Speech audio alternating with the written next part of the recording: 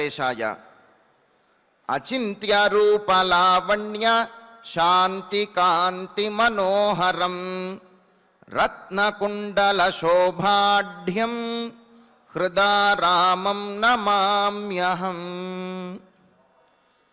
ఊహింపశక్యం కానటువంటిది, వర్ణింపశక్యం కానటువంటిది అయినటువంటి సుందర సుమనోహరమైనటువంటి స్వరూపము గలవాడు.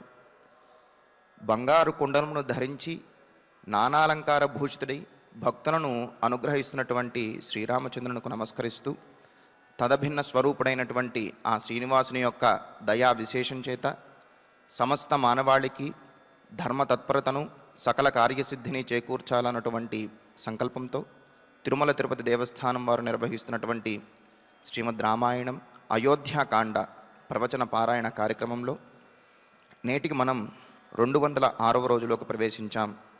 ఈ కార్యక్రమంలో ముందుగా అన్నమాచార్యుల వారి సంకీర్తన అయినటువంటి రాముడు లోకాభిరాముడు అనేటటువంటి సంకీర్తనను శ్రీమతి లావణ్య గారు, అన్నమాచార్య ప్రాజెక్టు కళాకారులు వారి బృందం యొక్క సహకారంతో ఆలపిస్తారు. శ్రవణం చేద్దాం. ఓం నమో వెంకటేశాయ.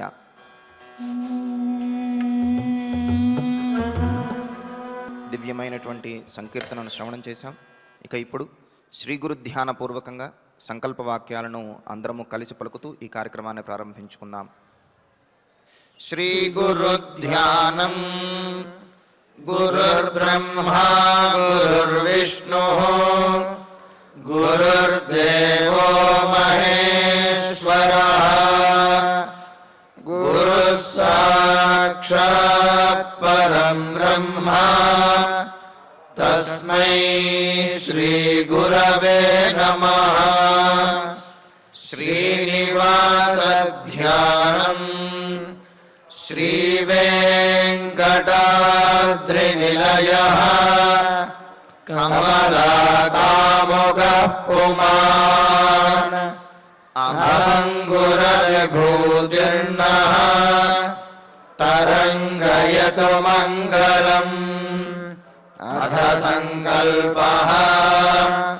శ్రీమదాదివరాహక్షేత్రే విరాజమానస్య శ్రీపద్మావతీ జానేః అఖిలాండకోటి బ్రహ్మాండ నాయకస్య శ్రీరామచంద్ర రూపాంతరస్య భగవతః శ్రీ వెంకటేశ్వర స్వామినః సన్నిధౌ హనుమత్ సీతా లక్ష్మణ భరత శత్రుఘ్న పరివార సమేత శ్రీరామచంద్ర పరబ్రహ్మణ పరిపూర్ణానుగ్రహేణ అస్మిన్ భువనే సమస్తాభివ్యాధీనాం నివారణార్థం భారతవర్షే విద్యా విత్త వాణిజ్య కృషి వైద్య వైజ్ఞానిక దేశరక్షణాదిరంగేషు విద్యమానానాం ఆస్తిక మహాజనానాం సర్వేషాం సకుటుంబానాం ఆయురారోగ్యైశ్వర్య సద్బుద్ధిత్యాది సర్వశుభఫలప్రాప్త్యర్థం ధర్మాచరణ ద్వారా శ్రీరామరాజ్యస్య పునర్వ్యవస్థాపనార్థం ఉద్యోగార్థినాం సముచితోద్యోగ ప్రాప్త్యర్థం దంపతీనాం అనుకూల దాంపత్య సిద్ధ్యర్థం సంతానస్య పితృవాక్య పరిపాలనానుకూల బుద్ధి ప్రచోదనార్థం సకల కార్య సిద్ధ్యర్థం గో సంరక్షణార్థం చ శ్రీమద్ వాల్మీకి రామాయణే అయోధ్యాకాండే యథాశక్తి శ్లోక వ్యాఖ్యాన పురస్సరం వింశ సర్గ శ్లోక పారాయణం తథా శ్రీధన్వంతరి మంత్ర పారాయణం చ అన్యోన్య సహాయేన ఆచార్య आचार्यमुखेन करिष्यामहे। श्रीवाल्मीकिप्रार्थना। कूजन्तं राम रामेति मधुरं मधुराक्षरम् आरुह्यकविताशाखां वन्दे वाल्मीकिकोकिलम्। श्री आञ्जनेयप्रार्थना। मनोजवं मारुततुल्यवेगं जितेन्द्रियं बुद्धिमतां वरिष्ठं वातात्मजं वानरयूथमुख्यं श्रीरामदूतं शिरसा नमामि। श्रीरामायण प्रार्थना। वाल्मीकिसम्भूता रामसागरगामिनी पुनादिभुवनं पुण्या रामायण महानदी। श्रीराम प्रार्थना। अयोध्याख्येतु गुर्वर्धे त्यक्त्वा राज्यं गिरो वसन् पादुके भरदायादात् स रामः शरणं मम। श्रीरामचन्द्र परब्रह्मणे नमः। अथ श्रीमद् रामायणे आदिकाव्ये अयोध्याकाण्डे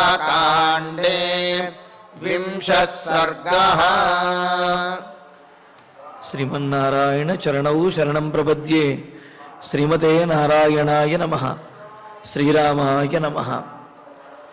अधापि किं जीवितमद्य मे वृथा त्वया विना चन्द्रनिभानन प्रभा। अनुव्रजिष्यामि वनं त्वयैव गौः सुदुर्बला वत्समिवानुकाङ्क्षया। రామచంద్రమూర్తితోటి కౌసల్యాదేవి అంటున్నటువంటి మాట, మరి రామవట్టాభిషేకం ఆగినటువంటి వార్త వినగానే ఆమెకు పిడుగుపాటులాగా ఒకంత మూర్ఛిల్లి తేరుకున్నటువంటిదై, మరి రాముడు లేనటువంటి జీవితం వ్యర్థము అని, రాముడు వదిలి వెళ్ళిపోతే తాను ఉండలేను అని, అయినప్పటికీ కూడా ఇంతటి దుఃఖంలో ఒకవేళ మరణం వచ్చేటటువంటి అవకాశమే కనుక ఉన్నట్లయితే, స్వచ్ఛందంగా కోరుకున్నప్పుడు కనుక మరణం వచ్చేట్లయితే, రాముడు వనవాసానికి వెళ్ళిన వెంటనే తాను కోరుకునేది మరణమునే అని చెప్పి ఆమె పరిపరి విధాలుగా ఆమె యొక్క బాధను, శోకాన్ని, దుఃఖాన్ని కూడా చక్కగా ఆమె ప్రతిపాదించింది. రామునికి అర్థమవ్వాలి అని మరీ చెబుతూ ఉన్నది. చెబుతూ ఈ విధంగా అన్నది. మరి ఈ సందర్భంలో మనకు అనిపిస్తుంది, కోపం వచ్చినప్పుడు, లేకపోతే బాధ కలిగినప్పుడు, ఏదన్నా శోకం వచ్చినప్పుడు, దేనినైనా కోల్పోయినటువంటి నిరాశ వచ్చినప్పుడు మరణించాలి అని ఎందుకు అనిపిస్తుంది? మరొకటి అనిపించదా? ఆ సందర్భంలో ఆ సన్నివేశాన్ని మర్చిపోయి మరొక విధంగా వెళ్ళొచ్చు కదా. కానీ మరణించాలి అని అనిపించడానికి కారణం ఏమిటి? దీనికి ఏమైనా శాస్త్రంలో ప్రమాణం ఉన్నదా అంటే దానికి కూడా ఒక ప్రమాణాన్ని మనకు తెలియజేస్తున్నారు. మృత్యోర్వ్యాధిర్జరాశోక తృష్ణా క్రోధశ్చ యజ్ఞిరే దుఃఖోత్తరా స్మృతాహ్యేతే సర్వే చ అధర్మ లక్షణాః అని చెప్తూ, అధర్మము నుండి ఉద్భవించినటువంటి ఇవన్నీ కూడా, అందులోనూ కూడా మృత్యువు, ఆ మృత్యువు నుండి ఉద్భవించినటువంటివి వార్ధక్యము, వ్యాధి, వార్ధక్యము, శోకము, అదేవిధంగా తీరనటువంటి కోరిక అంటే ఏదైనా కోరిక తీరినప్పుడు తట్టుకోలేనటువంటి తనము, క్రోధము, తట్టుకోలేనటువంటి కోపము, ఇవన్నీ కూడా మృత్యువు నుండి ఉద్భవించినటువంటివి. మరి ఏ గూటి చిలక ఆ గూటి పలుకులే పలుకుతుంది అని అన్నట్లుగా ఇవన్నీ కూడా మృత్యువు నుండి, మృత్యుదేవత నుండి ఉద్భవించినటువంటి లక్షణాలు కనుక వ్యాధి, ముసలితనము, అలాగే శోకము, క్రోధము, ఇవన్నీ కూడా నిరాశ, ఇవన్నీ అక్కడి నుంచి వచ్చినవి కావున ఇవి ఏవి కలిగినప్పటికీ అంటే వ్యాధి కలిగిన, తట్టుకోలేనటువంటి వ్యాధి కలిగిన, బాగా తట్టుకోలేనటువంటి ముసలితనంలో అందరి చేత కూడా ఇలాగా అనిపించుకుంటూ గౌరవాన్ని పొందలేకపోతున్నప్పటికీ తట్టుకోలేని శోకం కలిగిన, లేకపోతే కోరుకున్నటువంటి ఆశ తీరకపోయినా మితిమీరినటువంటి క్రోధం కలిగినప్పటికీ కూడా మృత్యువే కావాలి అని అనిపిస్తుందిట. కారణం ఏమిటి అంటే మృత్యువు నుండి ఉద్భవించినటువంటి లక్షణములు కావున ఈ లక్షణములు వచ్చినప్పుడు ఏం కావాలనిపిస్తుంది అంటే అది మృత్యువే కావాలి అనిపిస్తుందిట. కావున ఆ సందర్భంలో జాగరూకతతోటి వ్యవహరించి ఇవి మనకు జీవితంలో వీటి వల్ల ఈ క్షణికమైనటువంటి కోపం వల్ల, క్షణికమైనటువంటి శోకం వల్ల కలిగినటువంటి ఆలోచనే తప్ప ఇది మన జీవిత పరమార్థము కాదు అని ఎవరైతే తెలుసుకోగలుగుతారో వారు ఆ సందర్భంలో వీటిని అధిగమించగలుగుతారు. ఎవరైతే ఆ క్రోధము, శోకము, లేకపోతే ఏదైనా వ్యాధి అవి వచ్చినప్పుడు వాటి ద్వారా కలిగినటువంటి భావన ఏదైతే ఉందో మరణించాలి అనే భావన, ఆ భావనే శాశ్వతమైనది అని ఎవరైతే భావిస్తారో వారు దానికి లోబడిపోతారు, లొంగిపోతారు. కావున తెలుసుకోవలసింది ఏమిటి అంటే మరణించాలి అనే భావన కలిగింది అంటే అది జీవితంలో కలిగినటువంటి అన్నిటికీ కూడా సంబంధించినటువంటిది కాదు. ఆ సందర్భంలో ఆ సమయానికి కలిగినటువంటి క్రోధానికి, శోకానికి, లేకపోతే తీరినటువంటి ఆ కోరిక ఏదైతే ఉంటుందో తాము కోరుకున్నటువంటి జరగకపోవటం దానికి సంబంధించింది, ఆ సందర్భానికి సంబంధించినది మాత్రమే. కానీ తాను పుట్టినప్పటి నుంచి వచ్చినటువంటి భావాలకు సంబంధించినటువంటిది మాత్రము కాదు. ఈ విషయాన్ని కనుక గ్రహించినట్లయితే ఎవరూ కూడా ప్రాణములు తీసుకోరు. ఎందుకు అంటే ఇవన్నీ కూడా మృత్యు కారకములు కావున ఈ లక్షణములు మనకు కనుక కలిగినప్పుడు ఆ మృత్యువే కావాలి అని అనిపిస్తుంది. ఆ సందర్భంలో వివేకంతో కనుక ఆలోచించి ఇవి క్షణికమైనది, ఈ సందర్భంలో కలిగినటువంటి శోకానికి, దుఃఖానికి ఫలితంగా ఈ విధమైనటువంటి భావనలు కలుగుతున్నాయి తప్ప ఇది మన జీవిత పరమార్థము కాదు, జీవితాశయము కాదు అని ఎవరైతే తెలుసుకుంటారో వారు ఆ సందర్భంలో మరణాన్ని అధిగమించగలుగుతారు. ఎవరైతే ఈ క్రోధము, అలాగే తీరనటువంటి కోరిక, ఈ ముసలితనము, లేకపోతే వ్యాధి వీటి వల్ల కలిగినటువంటి భావాలకి లోబడిపోతారో, ఇవే మన జీవితం అనుకుంటారో వారు ఆ మృత్యువుకి లోబడిపోతారు. కావున వివేకంతో ఆలోచించాలి. ఎప్పుడైనా సరే ఇటువంటి ఆలోచన కనుక వచ్చినట్లయితే ఇది ఎందుకు వచ్చింది అనే ఆలోచన ఒక్క క్షణం కనుక చేయగలిగినట్లయితే దానిని అధిగమించటం అనేది ఎవరైనా చేయగలుగుతారు. ఆ ఆలోచన రానప్పుడే దానికి లోబడిపోతారన్నమాట. మరి తర్వాత నుండి చెబుతున్నారు. మరి కౌసల్యాదేవి ఆ మాట అని అయితే ఆమె వివేకం కలిగినటువంటిది. ఏమని అన్నది? కాలం వస్తే తప్ప, ఆ సమయం వస్తే తప్ప మృత్యుదేవత అయినా రాదు నాయన. సరే మృత్యుదేవత వద్దులే, రాకపోతే రాకపోయింది, కానీ నేను మాత్రము నిన్ను విడిచి ఉండలేను. కావున చంద్ర నిభానన ప్రభా, చంద్రుని వంటి ముఖవర్చస్సుతోటి ప్రకాశించేవాడా, చంద్రుని వంటి ముఖవర్చస్సుతోటి చూచినటువంటి వారందరికీ కూడా ఆనందాన్ని కలుగజేస్తూ, అంటే శ్రమను పోగొట్టి ఆనందాన్ని కలుగజేసే ఆనంద స్వరూపుడైనటువంటి రామచంద్ర, అథాపి అకాలములో మరణము రాదు అనేది వాస్తవం. అయినప్పటికీ కూడా నీపోటి సమర్థుడైనటువంటి వాడికి తల్లి అయినటువంటి నేను అలా మరణించనులే. అంటే చూడండి, ఒక్క క్షణము అటువైపు మరణం వైపు మనస్సు వెళ్ళినప్పటికీ కూడా రెండవ క్షణంలో కాస్త ఆలోచించి అలా మరణించను. అథాపి అయినప్పటికీ కూడా అలా ఒకవేళ మరణించకపోయినప్పటికీ మే కిం జీవితం, నా జీవితం ఏమైనా సుఖవంతంగా ఉంటుందా, నా జీవితం ఏమైనా మర్యాదగా ఉంటుందా, గౌరవంగా ఉంటుందా? ఉండదు కదా. వృధా, నీవు వెళ్ళిపోయిన తర్వాత ఈ జీవితము వ్యర్థమే. ఇది కిం జీవితం, ఏం బ్రతుకు ఈ జీవితం? నీవు పుట్టకముందు కష్టపడి, నీవు పుట్టకముందు అవమానములు పడి, నీవు పుట్టిన తర్వాత కూడా నీవు ఈ విధంగా వనవాసానికి వెళ్ళిపోతే ఇలా అవమానములు పొందవలసి వస్తోంది. ఏమిటి జీవితం? ఇది వ్యర్థమే కదా. కావున ఏం చేస్తానో తెలుసా? సుదుర్బల గౌహు వత్సం ఇవా, భయపడేటటువంటి స్వభావం కలిగిన అధైర్యంతో ఉన్నటువంటి గోవు తన దూడ ఎక్కడికి వెళితే దాని వెనకాలే ఎలా వెళ్ళిపోతూ ఉంటుందో, అంటే దూడకేమైపోతుందో అన్న ఒకటి భయము, మరొకటి తనకేమైనా అయిపోతుందో దూడ లేకపోతే అని చెప్పి ఆ తల్లికి కూడా భయం అన్నమాట. దాంతో ఏం చేస్తుంది, ఆ లేక దూడ ఎటైతే పరిగెడుతూ ఉంటుందో దాన్ని రక్షించుకోవటం కోసము అని దాన్ని విడిచి ఉండలేను అనే స్థితిలోనూ ఈ ఆవు కూడా దాని వెనకాలే అలా వెళుతూ ఉంటుంది. ఆ లేగదూడ ఎందుకు వెళుతుందో ఈ ఆవుకు తెలియదు, అయినప్పటికీ కూడా దాన్ని అనుసరించి వెళ్ళడం అనేదే ఈ ఆవు యొక్క లక్ష్యంగా, దాన్ని విడిచి ఉండలేకపోవటమే ఈ ఆవు యొక్క లక్షణంగా ఈ ఆవు ఆ లేగదూడని అనుసరించి వెళుతుంది.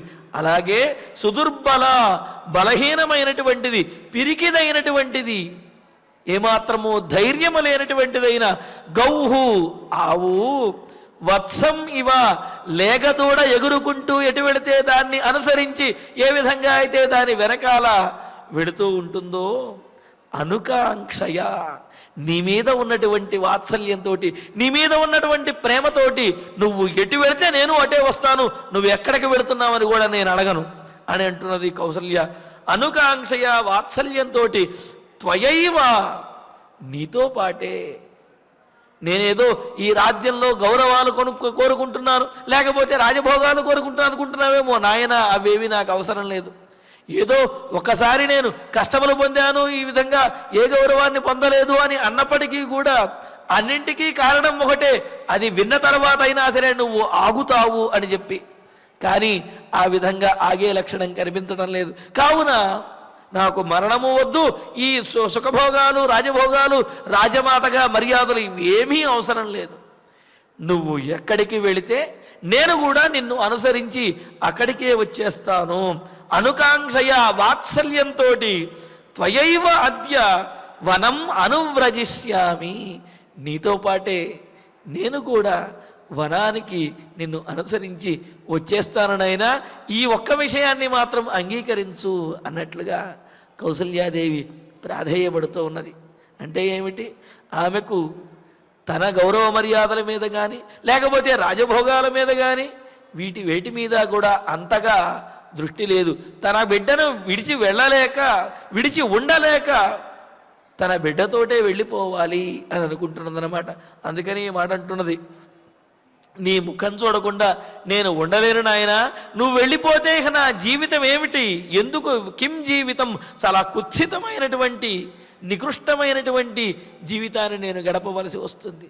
అసలు నువ్వు లేని జీవితం ఎలా అవుతుంది, కిం జీవితం, ఇక్కడ కిం జీవితం అనే దానికి నికృష్టమైనటువంటి కుత్సితమైనటువంటి జీవితము అని ఒక అర్థం చెబితే, కిం జీవితం అని ప్రశ్నించినట్టుగా కూడా మరో అర్థాన్ని కూడా పెద్దలు తెలియజేస్తున్నారు. కిం జీవితం అంటే ఏమిటి, నువ్వు లేనటువంటిది అసలు జీవితమే అవుతుందా, అది జీవితమే కాదు, కావున అటువంటి జీవితం నాకు అవసరం లేదు, నీతో పాటే నేను కూడా వచ్చేస్తాను.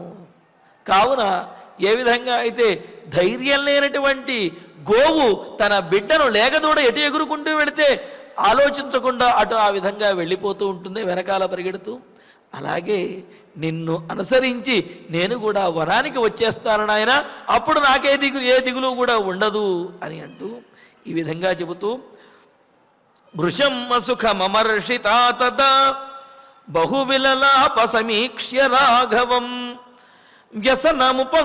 వ్యసనముపనిశామ్య సా మహత్ సుతమివ బద్ధమవేక్ష్య కిన్నరీ. ఈ విధంగా భృశం అని చెబుతున్నారు, మిక్కిలి తట్టుకోలేనంత బాగా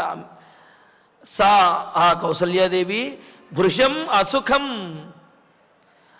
మిక్కిలి బాగా ఎక్కువగా కలిగినటువంటి, ఇంతకుముందు ఎప్పుడు కలగనంతగా ఊహించనంతగా కలిగినటువంటి, అతిశయించినటువంటి, మితిమీరినటువంటి అసుఖం, ఆ దుఃఖాన్ని, ఇక్కడ దుఃఖం అని చెబితే సరిపోతుంది కానీ అసుఖమని చెప్పడంలో ఉద్దేశం ఏమిటి అంటే, సుఖమనేది ఏమాత్రము ఏ కోశానా కొద్ది కూడా లేదు అని చెప్పడం కోసమే అసుఖమని చెప్పి ఈ విధంగా నైసమాసంతో చెప్పారనమాట. దుఃఖమనే సాక్షాత్తుగా అనొచ్చు, దుఃఖం ఉన్నది తర్వాత కొద్దిగా సుఖం కూడా ఉండి ఉండవచ్చులే అని అంటారు. కానీ అలా కాదు, అసుఖం, ఏమాత్రము సుఖము లేదు, కేవలము దుఃఖం మాత్రమే ఉన్నది. అటువంటి దుఃఖాన్ని అమర్షిత, సహించడానికి శక్తి లేనిది, దాన్ని భరించలేనటువంటిది, ఆ దుఃఖ భారాన్ని మోయలేనటువంటిది. మహద్వ్యసనం ఉపనిశామ్య. ఆ రాముడి ఎడబాటు వల్ల తాను ఉండలేనని, రాముడి ఎడబాటు కంటే అంతకు మించినటువంటి దుఃఖము వేరొకటి ఉండదు అని, రాముడితో ఉంటేనే ఏ దుఃఖాన్నైనా సరే ఎదుర్కోగలను అని, రాముడు లేనప్పుడు జీవించలేను అని ఆమె ఉపనిశామ్య ఆలోచించినదై బద్ధం సుతం అవేక్ష్య, ధర్మబద్ధుడైనటువంటి పితృవాక్య పరిపాలన అనే ధర్మానికి బద్ధుడైపోయి వనవాసానికి వెళ్ళడానికి సిద్ధమైనటువంటి తన కుమారుణ్ణి అవేక్ష్య చూసి, కిన్నరీ ఇవా, కిన్నర స్త్రీ వలే. ఇక్కడ కిన్నర స్త్రీ అని ఎందుకు అంటారు అంటే, కిన్నర స్త్రీ సహజంగానే స్త్రీలకి భయం కలిగేటటువంటి స్వభావం అనేది ఉంటుంది. చిన్న చిన్న వాటికి కూడా కాస్త ఎక్కువగా భయపడుతూ ఉంటారు అని చెప్పి. అయితే ఇక్కడ కిన్నర స్త్రీలతో పోల్చడం ఏమిటంటే, కిన్నర స్త్రీలు మరింత సున్నితంగా ఉంటారు. చిన్న చిన్న ఇబ్బందులను కూడా తట్టుకోలేరు. గట్టిగా శబ్దం వేసినప్పటికీ కూడా వారు తట్టుకోలేనంతటి సున్నితమైనటువంటి స్వభావంతో ఉంటారు. పైగా వారు ఎప్పుడూ కూడా సుఖములనే అనుభవించడానికి యోగ్యంగా ఉంటారు తప్ప దుఃఖములను అనుభవించడానికి వారి యొక్క శరీరము, వారి యొక్క మనస్సు ఏమాత్రము కూడా అనుకూలంగా ఉండదు, యోగ్యంగా ఉండదు. ఆ విధంగా కిన్నర స్త్రీలు ఏ విధంగా అయితే చిన్న దుఃఖము కలిగినప్పటికీ కూడా తట్టుకోలేరో, మరి అటువంటి కౌసల్యాదేవి ఇంత పెద్ద దుఃఖం కలిగినప్పుడు మరి ఏ విధంగా తట్టుకోగలుగుతుంది? అలాగా కిన్నరీ ఇవ కిన్నర స్త్రీ వలె రాఘవం సమీక్ష్య, రాముణ్ణి తదేక దృష్టితో చూస్తూ, అంటే ఎక్కడైతే ఒక్కసారి ఒకవేళ తలదిప్పితే కనుక రాముడు వెళ్ళిపోతాడేమో, రాముణ్ణి మళ్ళీ చూసేటటువంటి అవకాశం ఉంటుందో ఉండదో అని చెప్పి రాముడినే తదేక దృష్టితోటి చూస్తూ బహు విలలాప, చాలా అధికంగా ఆ శోకం అనేది చెప్పలేనంతగా ఆమె చాలా విధంగా బాధపడింది అని అంటున్నారు. భృశమసుఖమర్షిత తదా బహువిలలాప సమీక్ష్య రాఘవం వ్యసనముపనిశామ్య సా మహత్ సుతమివ బద్ధమవేక్ష్య కిన్నరీ. సరే, కొడుక్కి కష్టం కలిగింది అంటే, కొడుకు ఏదైనా తప్పు చేసినప్పుడు ఆ తప్పుకి ఫలితంగా కనుక కష్టాన్ని పొందినట్టయితే పోనీలే అని, ఆ తప్పు చేశాడు కావున శిక్ష అనుభవిస్తున్నాడు అని కొంత ఆ శోకానికి ఊరడింపు ఏమైనా కలగవచ్చునేమో. కానీ ఏ తప్పు చేయలేనటువంటి నిర్దోషి అయినటువంటి తన కుమారుడికి అన్యాయంగా ఇటువంటి వనవాసం చేయవలసినటువంటి పరిస్థితి దాపురించిందే అని చెప్పి, పైగా దానిని ఎవరు ఆపలేరు అనే నిర్ణయానికి కూడా కౌసల్యాదేవి వచ్చేసింది. అందుకనే నాయనా నువ్వు వనవాసానికి వెళ్ళవద్దు అని చెప్పకుండా, నువ్వు వెళితే నేను ఉండలేను, దానికంటే మరణమే శరణ్యము, సరే ఒకవేళ మరణించడానికి కూడా కారణం రావాలి, అది కావున మరణించే అవకాశం లేదు, కాబట్టి నీతో పాటు నేను కూడా వనానికే వచ్చేస్తాను అని అంటున్నది తప్ప నీవు వనానికి వెళ్ళవద్దు నాయన అని మాత్రం అంటలేదు. ఎందుకు అంటలేదు అని అంటే, అది తండ్రి గారి యొక్క దశరథ మహారాజు యొక్క, ఆ రామచంద్రమూర్తి యొక్క తండ్రి అయినటువంటి దశరథ మహారాజు యొక్క ఆజ్ఞ, రాజాజ్ఞ, తండ్రి ఆజ్ఞ, మరి దాన్ని ఖచ్చితంగా పాటించి తీరవలసిందే. అందుకనే రామచంద్రమూర్తి కూడా కైకేయి మాత చెప్పింది అని చెప్పకుండా దశరథ మహారాజు ఆజ్ఞాపించాడు అని చెప్పాడు. దానితోటి కౌసల్యాదేవి కూడా ఏమీ మాట్లాడలేక, దానికి అనుకూలంగా రామవనవాసానికి అనుకూలంగా తాను ఏమి చెయ్యాలి, తాను ఉండలేను కావున రాముడితో పాటుగా తాను కూడా ఆ వనవాసానికి వెళ్ళిపోవాలి అని చెప్పి అంటూ ఉన్నది. మరి ఈ సందర్భంలో కౌసల్యాదేవి తాను ఎన్నో వ్రతములు పూజలు చేశాను, అయినప్పటికీ కూడా ఇటువంటి శోకము, ఇటువంటి తన కుమారుడికి దుఃఖము ప్రాప్తించినదే అని బాధపడుతూ ఉన్నది. మరి ఈ విషయాన్ని కొద్దిగా మనం విశ్లేషించినట్లయితే భగవద్గీతలో మనకు సమాధానం అనేది దొరుకుతోంది. ఇక్కడ ఏమంటున్నది, నేను చేసినటువంటి పూజలు ధ్యానములు, నా కుమారుడి సుఖం కోసం చేసినటువంటివన్నీ కూడా చవిటి నేలలో నాటినటువంటి విత్తనములులాగా అవి వ్యర్థమైపోయాయి, ఈ దుఃఖమే కలిగిందే అని బాధపడింది కదా. దానికి చెబుతున్నారు, చతుర్విధ భజంతే మాం జనా సుకృతినోర్జున ఆర్తో జిజ్ఞాసురర్థార్థి జ్ఞానీచ భరతర్షభ అని చెబుతూ భగవంతుణ్ణి 4 రకాలైనటువంటి వారు భగవంతుణ్ణి కీర్తిస్తారు, భగవంతుణ్ణి ఆశ్రయిస్తారు, భగవద్ అనుగ్రహాన్ని పొందాలనుకుంటారు. ఎవరు అంటే ఆర్త, ఏదైనా కష్టములలో ఉన్నటువంటి వారు. అలాగే తెలుసుకోవాలి, భగవంతుడి గురించి తెలుసుకోవాలి అనుకుంటున్నటువంటి వారు, లేకపోతే ఏదో ఒక ప్రయోజనాన్ని ఆశించి కామ్యంతో చేసేటటువంటి వారు. మరి 4వ వారు జ్ఞానులు భగవంతుని యొక్క మహిమ తెలుసుకుని ఉంటారు. కావున మోక్షము కోసము అదేవిధంగా భగవంతుణ్ణి ఆరాధించడం అనేది విధిగా వాళ్ళు ఆరాధిస్తూ ఉంటారు. వీరందరిలోనూ కూడా విహాయ కామాన్ సర్వాన్ పుమాన్ స్థిరతి నిస్పృహ నిర్మమో నిరహంకార సశాంతిమధిగచ్చతి అని చెప్పి అంటూ ఇంకా ఏమన్నారు, తేషాం జ్ఞాని నిత్యయుక్త ఏకభక్తిర్విశిష్యతే అని చెబుతూ వీరందరిలో కూడా అంటే ఏమిటి, ఆపదలలో భగవంతుడిని ఆశ్రయించేవాళ్ళు, లేకపోతే అసలు భగవంతుడిని తెలుసుకోవాలి అనే దీంతో ఉత్సుకతతోటి ఆశ్రయించేవాళ్ళు, లేకపోతే ఏదైనా కోరికతో ఆశ్రయించేవాళ్ళు, 4వ రకం జ్ఞానులై ఉన్నారు. కావున భగవంతుణ్ణి ఆరాధించాలి అని ఆరాధించేవాళ్ళు. ఈ 4 రకాల వారిలోనూ కూడా జ్ఞానులు ఎవరైతే ఉంటారో వారు తన స్వరూపులే అని చెప్పారు. అదేమిటండి, మిగతా వారికి మరి భగవద్ అనుగ్రహం ఉండదా అంటే మిగతా వారికి కూడా భగవద్ అనుగ్రహం అనేది తప్పనిసరిగా ఉంటుంది. అయితే భగవంతుని కోసము ఆ జ్ఞానులై ఎవరైతే అర్చిస్తారో వారికి అంటే ఆ సుఖము దుఃఖము అనే భేదములనేవి వారి యందు ఉండవు కనుక వారికి ఆ భేదములు తెలియవు. మరి మిగతా వారు ఎవరైతే ఉన్నారో ఏంటేమిటి, ఆపదలలో భగవంతుణ్ణి ఆశ్రయించేవాళ్ళు, తెలుసుకోవాలని భగవంతుణ్ణి ఆశ్రయించేవాళ్ళు, కోరికతో భగవంతుణ్ణి ఆశ్రయించేవాళ్ళు, వీరికి సుఖ దుఃఖముల యొక్క ప్రభావం అనేది ఉంటుంది. ఎందుకంటే అవి వచ్చినప్పుడే వాళ్ళు భగవంతుణ్ణి ఆశ్రయిస్తారు, లేకపోతే ఏదో ఒక కోరికతోటి ఆశ్రయిస్తారు. కావున భగవద్ అనుగ్రహం ఉన్నప్పటికీ కూడా ఆ అనుగ్రహంతో పాటుగా వీరి యొక్క స్వకీయమైనటువంటి స్వభావాలు ఏవైతే ఉన్నాయో సుఖము దుఃఖము రాగద్వేషములు వీటి యొక్క ప్రభావం కూడా వారి మీద ఉంటుంది. దాని ద్వారా భగవద్ అనుగ్రహాన్ని పొందినప్పటికీ కూడా ఈ రాగద్వేషాలు సుఖదుఖాలు వీటి యొక్క ప్రభావం ఎక్కువగా ఉండటం వల్ల వీటి ఫలితాన్నే మనం అనుభవిస్తున్నాము, ఆ భగవద్ అనుగ్రహం మనకు కలగటం లేదు అనే భావన కలుగుతుంది.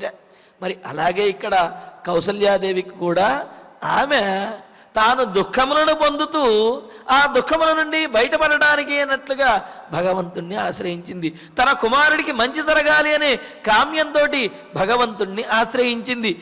అలా ఆశ్రయించడం ద్వారా ఆయనకు చిన్న ఇబ్బంది కలిగి అంటే ఆ వనవాసం చేయవలసినటువంటి ఇబ్బంది కలిగింది అనగానే నేను చేసినటువంటి పూజలన్నీ కూడా వ్యర్థమైపోయాయి అనిపించింది.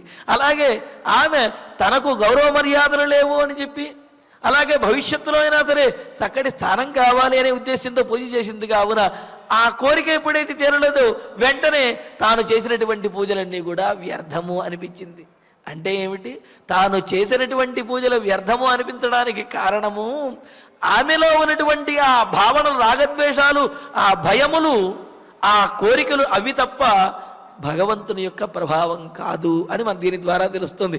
అయితే భగవద్ అనుగ్రహం ఉన్నది అంటే అదేదో వెంటనే కనిపిస్తుంది అంటే దాని ఫలితము ఇవాళ కనిపించకపోయినా తరువాత అయినా భవిష్యత్తులో కనిపిస్తుంది. మరి ఆ కౌసల్యాదేవి చేసినటువంటి వ్రత ఉపవాస పూజ మొదలైనటువంటి వాటి యొక్క ఫలమే రాముడు ఎన్ని కష్టములు పడ్డప్పటికీ కూడా విజయంతో తిరిగి వచ్చాడు. మరలా ఆమె కోరుకున్నటువంటి కోరిక ఏదైతే ఉందో రామచంద్రమూర్తి పట్టాభిషిక్తుడైతే చాలు, తనకు గౌరవం పొందితే చాలు అని చెప్పి ఆ కోరిక మరింతగా గుణితమై ఎన్నో రెట్లుగా వారి 11,000 సంవత్సరముల పాటు రామచంద్రమూర్తి రాజ్యాన్ని పరిపాలించాడు. అంటే ఏమిటి, భగవద్ అనుగ్రహం భగవంతుణ్ణి ఉద్దేశించి చేసినటువంటి పూజలకు వ్రతములకు వాటికి ఫలితం అనేది ఉంటుంది. కొంతమందికి వెంటనే కనిపించవచ్చు, కొంతమందికి కాలాంతరంలో కనిపించవచ్చు, కానీ ఫలితము మాత్రం తప్పనిసరిగా ఉండి తీరుతుంది అని చెప్పి ఈ సన్నివేశం ద్వారా మనకు తెలుస్తుందన్నమాట. మరి ఈ విధంగా కౌసల్యాదేవి ఆ సందర్భంలో తన కుమారుడికి కలిగినటువంటి ఆపదను తలుచుకుని పరిపరి విధాలుగా శోకిస్తూ తాను ఆ రామచంద్రమూర్తిని విడిచి ఉండలేను అని చెప్పి ఈ రాజ్యము ఇవన్నీ కూడా ఏమీ అవసరం లేదు, నీతో పాటు నేను కూడా వచ్చేస్తాను నాయన, నీవు ఎక్కడికి వెళితే అక్కడికి వస్తాను, నువ్వు ఎక్కడికి వెళతావు అని కూడా అడగను, ఇక్కడికి వెళ్ళమని నేను చెప్పను, నువ్వు ఎక్కడికి వెళితే అక్కడికి, ఏ విధంగా అయితే దూడ వెనకాల ఆవు వెళ్ళినట్లుగా నేను వచ్చేస్తాను అని చెప్పి అడుగుతూ పరిపరి విధాలుగా ఆలోచిస్తూ శోకిస్తూ ఉన్నది. ఆ శోకానికి అంతు లేకుండా ఉన్నది. ఇంకా 21వ సర్గ ప్రారంభించుకుందాము. అధ 21 సర్గ. తథాతు విలపంతీం తాం కౌసల్యాం రామమాతరం ఉవాచ లక్ష్మణో దీనః తత్కాల సదృశం వచః. ఈ విధంగా తండ్రి యొక్క ఆజ్ఞను తాను పాటించాలి అని, వనవాసానికి వెళ్ళాలి అని చెప్పినటువంటి రామచంద్రమూర్తితోటి కౌసల్య అనేక రకాలుగా అనేకమైనటువంటి కారణములను చెబుతూ బాధపడుతూ ఆ శోకాన్ని భరించలేనటువంటి స్థితిలో ఉంటే, మరి రామచంద్రమూర్తి మాత్రము ఏమాత్రము తన ధైర్యాన్ని కోల్పోకుండా చాలా స్థైర్యంతో, మానసికమైనటువంటి ఆ స్థైర్యంతో కౌసల్యాదేవిని ఊరడిస్తూ సమాధానపరుస్తూ ఉన్నాడు. తథాతు విలపంతీం రామమాతరం. ఈ విధంగా ఇంతకుముందు 20వ సర్గలో చెప్పినట్టుగా విలపిస్తూ ఉన్నటువంటి, ఏడుస్తూ ఉన్నటువంటి రామమాతరం శ్రీరాముని యొక్క తల్లితోటి, మరి రాముడు అక్కడే ఉన్నాడు కదా, రాముడు ఏమాత్రము ధైర్యం కోల్పోలేదు. ఆ పక్కనే లక్ష్మణస్వామి కూడా ఉన్నాడు. ఆ లక్ష్మణస్వామి మాట్లాడటానికి ప్రయత్నిస్తూ ఉన్నాడు. ఎందుకు అంటే, మరి కౌసల్యాదేవి ఆ విధంగా బాధపడుతూ ఉంటే లక్ష్మణస్వామి కూడా చూడలేకపోతున్నాడు. రాముడు మాత్రము అలా స్థైర్యంగా నుంచుని ఉన్నాడు. లక్ష్మణస్వామి ఆయన మాట్లాడటానికి ఈ విధంగా ప్రయత్నిస్తున్నాడు. రామమాతరం, రాముని తల్లి అయినటువంటి ఆ కౌసల్యాదేవితోటి, తాం కౌసల్యాం లక్ష్మణ దీన, లక్ష్మణుడు దీనమైనటువంటి వదనముతోటి, ఆయన కూడా భయపడుతున్నటువంటి వాడై, ధైర్యాన్ని కోల్పోయినటువంటి వాడిలాగా దుఃఖితుడై, తత్కాల సదృశం వచః ఉవాచ, ఆ సమయానికి ఆ సందర్భానికి తగినటువంటి మాటలను మాట్లాడుతూ ఉన్నాడు. అంతే కదా, ఆమె బాధపడుతూ ఉంటే ఆమెకు వ్యతిరేకంగా కనుక మాట్లాడినట్లయితే, నన్ను ఊరడించడానికి తను ప్రయత్నిస్తున్నవాడు నా బాధలో నిజం లేదా, నా బాధలో ఏమాత్రము కూడా సత్యం లేదా అని చెప్పి ఆమె బాధపడవచ్చు, ఇంకా మరింత బాధ పెరగవచ్చు. కానీ లక్ష్మణస్వామి రాముని తరపు కాకుండా ఇప్పుడు కౌసల్యాదేవి తరపున మాట్లాడినట్లుగా మాట్లాడుతూ ఉన్నాడు. అందుకే అంటున్నారు తత్కాల సదృశం వచః, ఆ సమయానికి తగినటువంటి మాటలను మాట్లాడుతూ ఉన్నాడు. ఉవాచ, మాట్లాడుతున్నాడు అని చెప్పన్నాడు. అంటే ఏమిటి? లక్ష్మణుడు చెప్పబోయేటటువంటి మాట కౌసల్య అభిప్రాయం ఏ విధంగా అయితే ఉన్నదో ఆ విధంగానే లక్ష్మణుని యొక్క అభిప్రాయం కూడా ఉన్నది. అదొకటి. మరొక విషయం ఏంటంటే, మరి రాముడి యొక్క అభిప్రాయాన్ని లక్ష్మణుడు ఎదిరించడం ఏమిటండి? రాముడు ఏది చేస్తే అదే కదా లక్ష్మణుడు కూడా చేసేది. రాముడిని అనుసరించి ఉండేవాడు కదా లక్ష్మణుడు. మరి ఈ సందర్భంలో మాత్రం రాముడు వనవాసానికి వెళ్ళాలి అనుకుంటే కౌసల్యాదేవి దానికి వ్యతిరేకంగా మాట్లాడితే అంటే ఏమిటి? ఆమె ఉండలేను అని అంటుంటే లక్ష్మణస్వామి కూడా కౌసల్యకు అనుకూలంగా మాట్లాడటం ఏమిటి అంటే, దానికి కూడా ఈ శ్లోకంలోనే సమాధానం చెప్పేశారు. తత్కాల సదృశం వచః, ఆ సమయానికి తగినటువంటి మాటలు, ఆ సమయంలో కౌసల్యాదేవిని ఊరటించడానికి ఏ మాటలు కావాలో ఆ మాటలు. అంటే ఏమిటి? లక్ష్మణుడు మాట్లాడేటువంటి మాటలు కౌసల్యాదేవిని ఊరడించడానికి, శాంతింపజేయడానికి మాట్లాడుతున్నటువంటి మాటలే కానీ తాను తన అన్నగారైనటువంటి రాముడికి వ్యతిరేకంగా మాట్లాడుతున్నటువంటి మాటలు ఏమాత్రమూ కాదు. అందుకని ఆ విషయం తెలియజేయటానికే తత్కాల సదృశం వచః, ఆ సమయానికి కౌసల్యాదేవిని ఊరడించడానికి, శాంతింపజేయడానికి ఏ మాటలైతే మాట్లాడారో అటువంటి మాటలను మాట్లాడుతూ ఉన్నాడు అని. అంతేగాని ఆ మాటలు విన్న తర్వాత లక్ష్మణస్వామిలో కొంత అవిద్య అనేది ఉన్నదండి. లక్ష్మణస్వామిలో కాస్త క్రోధం అనేది, అదేవిధంగా ఆ రాజ్యం మీద వాటి మీద కొంత కాంక్ష ఉందండి, అందుకే ఈ విధంగా మాట్లాడాడు అని అనుకుంటే అది పొరపాటు అవుతుంది. లక్ష్మణుడు ఏమాత్రము రాజ్యాన్ని కావాలి అని కోరుకోలేదు, లక్ష్మణుడు రాజభోగాలు కావాలని కోరుకోలేదు. ఆయన కోరుకున్నది ఒక్కటే, తన అన్నగారికి శ్రేయస్సు కలగాలి, తన అన్నగారు సుఖంగా ఉండాలి అని మాత్రమే కోరుకున్నాడు. మరి ఈ కౌసల్యతో మాట్లాడుతున్నటువంటి మాటల పరిస్థితి ఏమిటి, మాటల విషయం ఏమిటి అంటే ఆ విషయాన్ని చెప్పేశారు కదా. తత్కాల సదృశం వచః, ఆ సమయంలో కౌసల్యాదేవిని ఊరడించడానికి లక్ష్మణస్వామి ఆయన ఆ సందర్భోచితంగా మాట్లాడుతూ ఉన్నాడు. నరోచతే మమాప్యేతత్ ఆర్యే యద్రాఘవో వనం త్యక్త్వా రాజ్య శ్రియం గచ్చేత్ స్త్రియా వాక్యవశంగతః. లక్ష్మణస్వామి మాట్లాడటం మొదలుపెట్టాడు.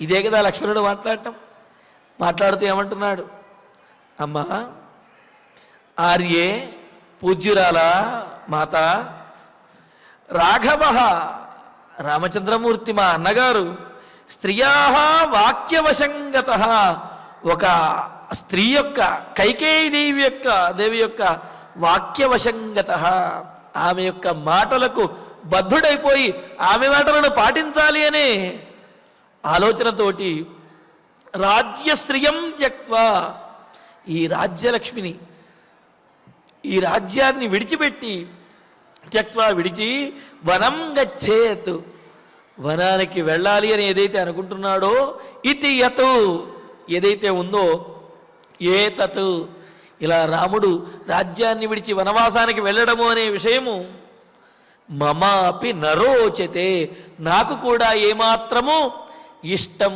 లేదు అని చెప్పి లక్ష్మణస్వామి సాక్షాత్తుగానే చెప్పేశాడు. రాముడేమో వనవాసానికి వెళ్ళడానికి సిద్ధమయ్యాడు.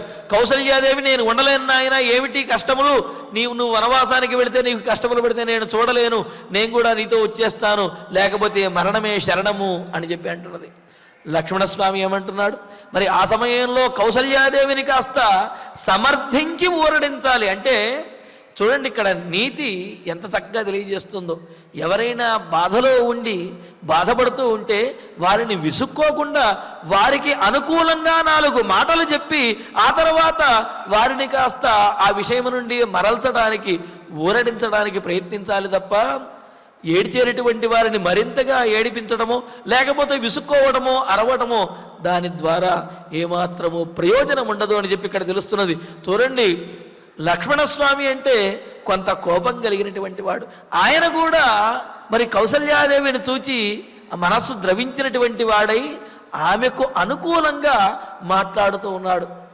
మాట్లాడుతూ ఏమంటున్నాడు, అమ్మా కైకేయీదేవి యొక్క మాటను అనుసరించి ఆ మాటకు కట్టుబడిపోయి రామచంద్రమూర్తి మా అన్నగారు నీ కుమారుడు ఇలాగా రాజ్యలక్ష్మిని విడిచిపెట్టి కట్టుబట్టలతో అడవికి వెళ్ళడం ఏదైతే ఉందో అది నాకు కూడా సుతరాము ఇష్టము లేదు, నాకే కాదు అసలు ఎవరికీ కూడా ఇష్టం ఉండదు.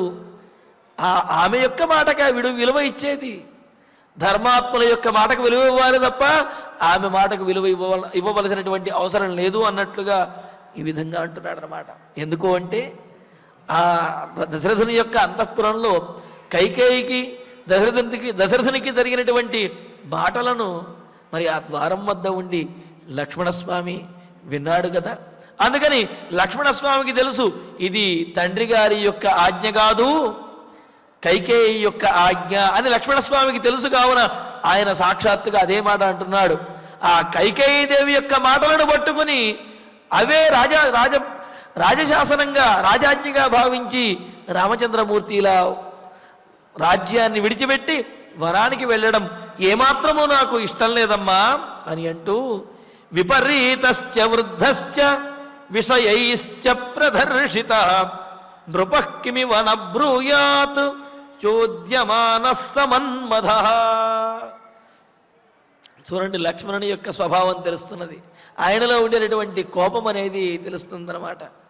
అదేమిటయ్యా, మరి కైకేయీదేవి చెప్పింది అంటే కైకేయి చెప్పింది అంటున్నావు, రాముడేమో రాజాజ్ఞ అని అంటున్నాడు. రాజాజ్ఞ కాకపోతే కైకేయి చెప్పినప్పుడు రాముడు దశరథుడు ఆ మాటను వారించాలి కదా.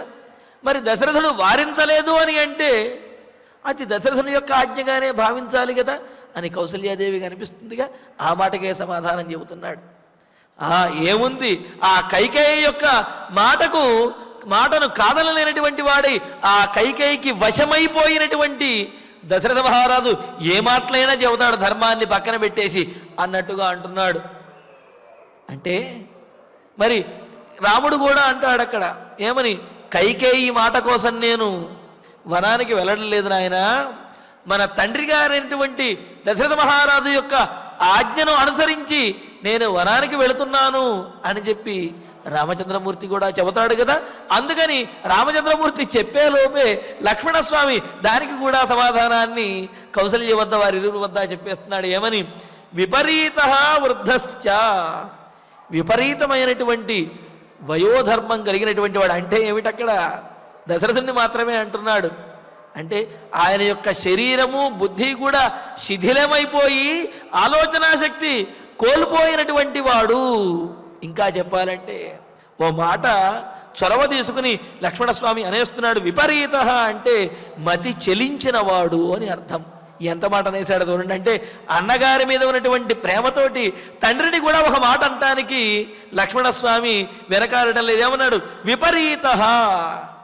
ఆయన శరీరం శిథిలమైపోయి 60,000 సంవత్సరములు గడిచాయి కదా, ముసలివాడైపోయాడు కదా, దానితోటి ఆయన బుద్ధి పనిచేయటం మానేసింది. వృద్ధశ్చ, వృద్ధుడైపోయాడు. విషయైశ్చ ప్రదర్శిత. చూడండి ఏమంటున్నాడు, వృద్ధుడైపోయినటువంటి వాడు కృష్ణారామ అనుకుంటూ కూర్చోవచ్చు కదా, విషయైశ్చ ప్రదర్శిత. ఈ సాంసారికమైనటువంటి విషయముల మీద, ఈ లంపటముల మీద మాత్రం ఏమాత్రం ఆశ తగ్గలేదు దశరథ మహారాజుకి. వృద్ధుడైపోయాడు, బుద్ధి తగ్గిపోయింది, అయినప్పటికీ కూడా ఆశ మాత్రం చావలేదయ్యా.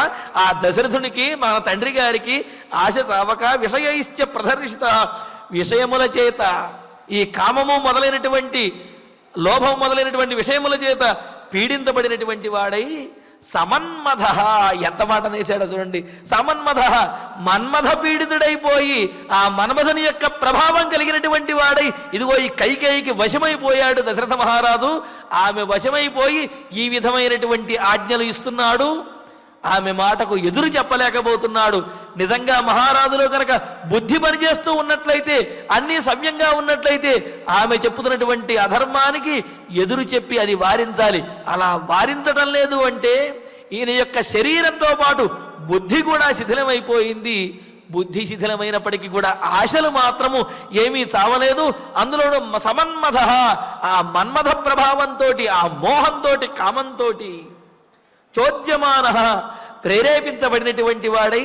అంటే ఏమిటి, ఆ మన్మథ ప్రేరణ, అదేవిధంగా ఆ మితిమీదినటువంటి కైకేయి మీద ఉన్నటువంటి ఆ మోహం ఏదైతే ఉందో, మన్మథ ప్రేరణతో కలిగినటువంటి మోహము, ఆ మోహంతో నృప కిమివనబ్రూయాత్. ఆ దశరథ మహారాజు ఏం చెప్పకుండా ఉంటాడయ్యా. ఆమె ఏం చెబితే అది చెబుతాడు.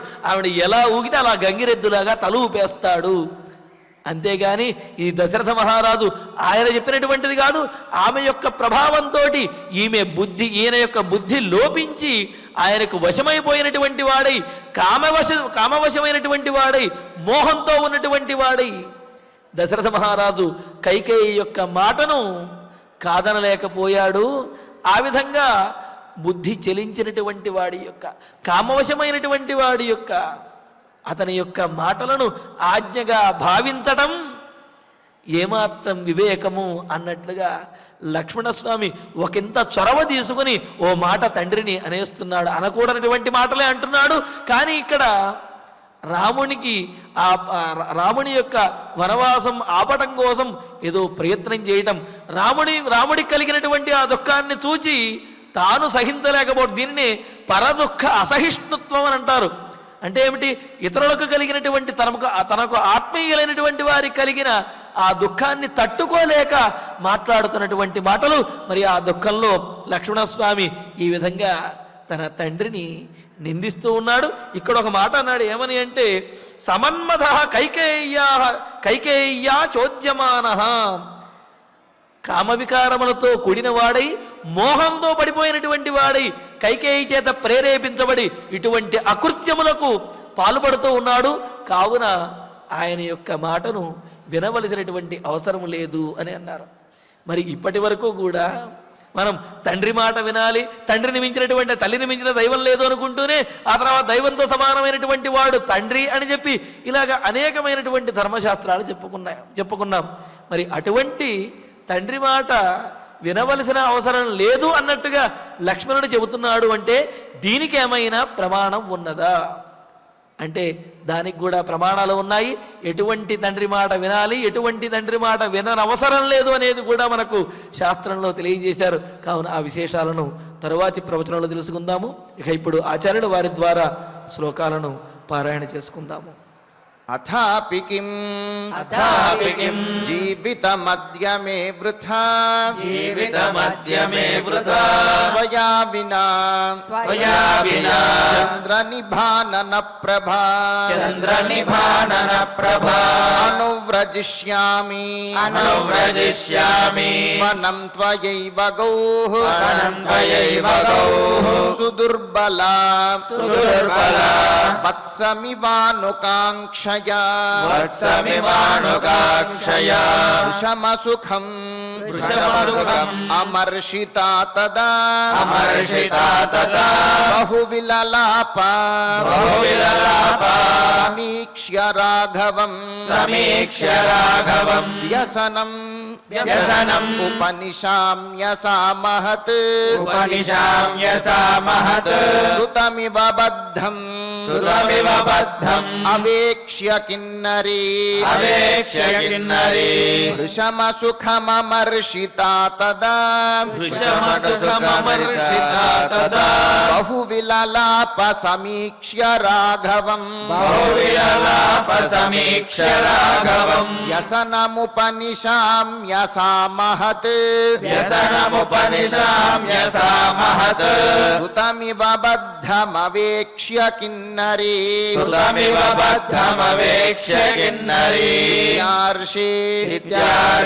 శ్రీమద్ రామాయణే ఆదికావ్యే అయోధ్యాకాండే వింశః సర్గః శ్రీమద్ రామాయణే ఆదికావ్యే అయోధ్యాకాండే ఏకవింశః సర్గః తథాతు విలపంతీం తాం కౌసల్యాం రామమాతరం ఉవాచ లక్ష్మణో దీనః తత్కాల సదృశం వచః రోచతే మమాప్యేతత్ ఆర్యే యద్రాఘవో వనం త్యక్త్వా రాజ్యశ్రియం గచ్ఛేత్ స్త్రియాః వాక్యవశం గతః విపరీతశ్చ వృద్ధశ్చ విషయైశ్చ ప్రదర్శితః నృపః కిమివ బ్రూయాత్ చోద్యమానః సమన్మథః ఇత్యార్షే శ్రీమద్ రామాయణే ఆదికావ్యే అయోధ్యాకాండే ఏకవింశే సర్గే శ్లోకత్రయం ఫలశ్రుతి నుండి మంగళాంతం వరకు అందరము కలిసి పఠిద్దాం. ఫలశ్రుతి ఆయుష్యమారోగ్యకరం యశస్యం సౌభ్రాతృకం బుద్ధికరం సుఖం చ శ్రోతవ్యమేతన్నియమేన సద్భిః ఆఖ్యానమోజస్కరవృద్ధికామైః శ్రీరామచంద్ర పరబ్రహ్మణే నమః. అథ ధన్వంతరి ధ్యానం అచ్యుతానంద గోవింద విష్ణో నారాయణామృత రోగాన్మేనాశయాశేషాన్ ఆరుధన్వంతరే హరే ఆరోగ్యం దీర్ఘమాయుష్యం బలం తేజోధియం శ్రియం స్వభక్త్యేభ్యో గృహ్ణంతం వందే ధన్వంతరిం హరిం ధన్వంతరేరిమం శ్లోకం భక్త్యా నిత్యం వదంతి యే అనారోగ్యం న తేషాం స్యాత్ సుఖం జీవంతి తే చిరం. ఓం నమో భగవతే వాసుదేవాయ ధన్వంతరయే అమృతకలశహస్తాయ వజ్రజలౌకహస్తాయ సర్వామయ వినాశనాయ త్రైలోక్యనాథాయ మహావిష్ణవే స్వాహా.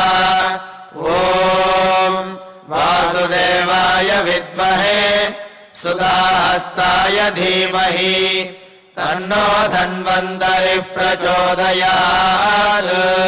అథ నవగ్రహ ప్రార్థనా ఆరోగ్యం పద్మబంధుర్వితరతు నితరాం సంపదం శీతరశ్మిః భూలాభం భూమిపుత్రః సకలగుణయుతాం వాగ్విభూషిం చ సౌమ్యః సౌభాగ్యం దేవమంత్రి రిపుభయశమనం భార్గవః శౌర్యమార్కిః దీర్ఘాయుః సైనికేయః విపులతరయశక్యేతుః ఆచంద్రతారన్ అరిష్టాని ప్రణశ్యంతు దురితాని భయాని చ శాంతిరస్తు శుభం మేస్తు గ్రహా కుర్వంతు మంగళం. అథ క్షమా ప్రార్థనా యదక్షరపదభ్రష్టం మాత్రాహీనం చ యద్భవేత్ తత్సర్వం క్షమ్యతాం దేవా నారాయణ నమోస్తుతే.